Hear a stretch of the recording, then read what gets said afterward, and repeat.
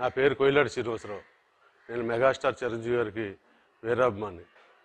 నాకు కరోనా వచ్చింది అని తెలిసిన తర్వాత కూడా నేను హాస్పిటల్కి వెళ్ళకుండా మొరాయించినా సరే సురక్ష హాస్పిటల్, డ్రగ్ హాస్పిటల్లో జాయిన్ చేశారు.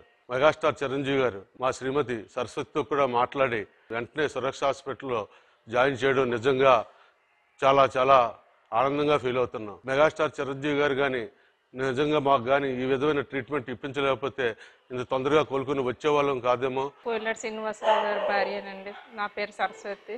నాకు చిరంజీవి గారు ఫోన్ చేసి ఏమ్మా ఆరోగ్యం ఎలా ఉందని అంటే, సార్ నాకు కూడా పాజిటివ్ వచ్చిందంటే, అమ్మ నువ్వు ఇంక ఇంట్లో ఉండక నువ్వు కూడా వెంటనే జాయిన్ అయిపోయి చిరంజీవి గారు అన్నీ తీసుకొని చూశారండి.